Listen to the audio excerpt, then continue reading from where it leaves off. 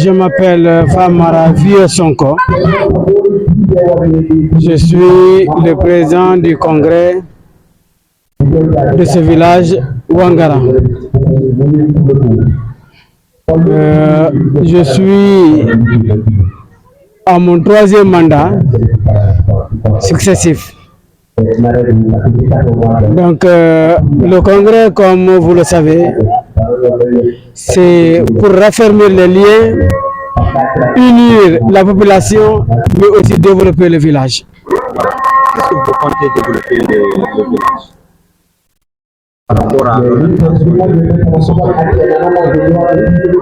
Est-ce que vous comptez développer le village en tant que président? Vous avez des objectifs? Effectivement. Le développement, quand on parle de développement, c'est un terme très vaste. Il y a l'éducation, il y a l'agriculture, il y a la santé. Il y a beaucoup de secteurs dans le développement. Mais aujourd'hui, comme le thème de cette année, l'agriculture face aux aléas du foncier.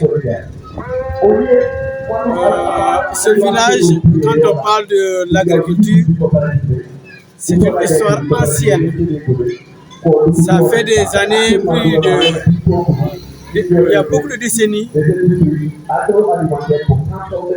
Nos arrières et même nos parents vivaient de l'agriculture. Il y avait des associations appelées ILACO, FEDAC, qui étaient là. Ces associations qui poussaient à la population à l'agriculture, mais aussi qui aidaient à la population comment faire l'agriculture pour avoir un rendement meilleur.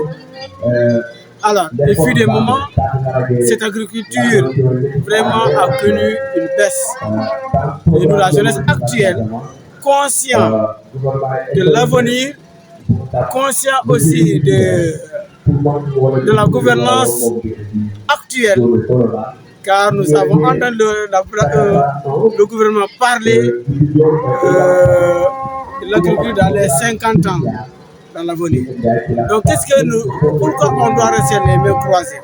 Voilà pourquoi cela nous a boosté, nous a poussé à penser à l'agriculture, comment on doit faire revenir la population dans l'agriculture afin que le village de Ouangara soit un village reconnu dans ce secteur. Voilà, qu'est-ce que vous comptez faire revenir la population pour descendre sur ces relations?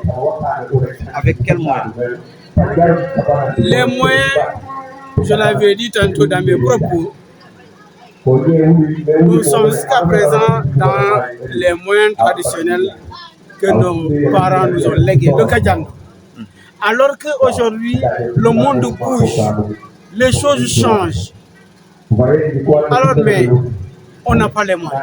Nous voulons une agriculture moderne, mais les moyens nous manquent.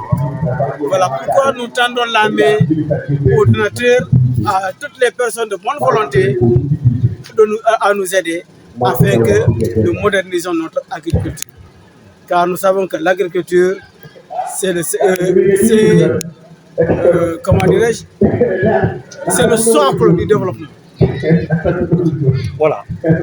Vous avez poussé le mot, vraiment un mot très important, le foncier, par rapport au thème, le foncier. Le foncier, quand nous parlons de foncier, c'est la terre. Parce que l'agriculture, on doit l'appliquer sur la terre. Alors que, quand on parle d'un village, c'est le regroupement des familles. Il y a des concessions, il y a des quartiers. Et chaque famille, chaque concession, chaque quartier, il y a des parties où, quand on touche, quelqu'un dira, ça c'est pour mes parents, ça c'est pour nous, ne touchez pas. Donc voilà pourquoi nous avons réfléchi, on ne peut pas développer l'agriculture sans toucher la terre de quelqu'un. Donc il faut que les gens se comprennent, il faut que les gens s'entraident et laisser la terre afin que la population l'utilise et le développement viendra. Maintenant, comment vous comptez mobiliser la population par rapport à ça? C'est seulement la discussion, le dialogue qui va nous permettre à conscientiser les gens afin que cela soit un mauvais souvenir. Les gens ne vont pas se tirailler voilà, à propos de la terre. Si la population est consciente, voilà, je l'ai bien dit, la terre est là, on va céder, léguer à la population qui a le besoin, la population va travailler, le bénéficiaire, c'est toujours la population du village. Voilà. Donc, des problèmes dans votre village, parce qu'on voit que voilà, il n'y a pas une bonne infrastructure. Et je sais nettement qu'il y a tant d'autres problèmes.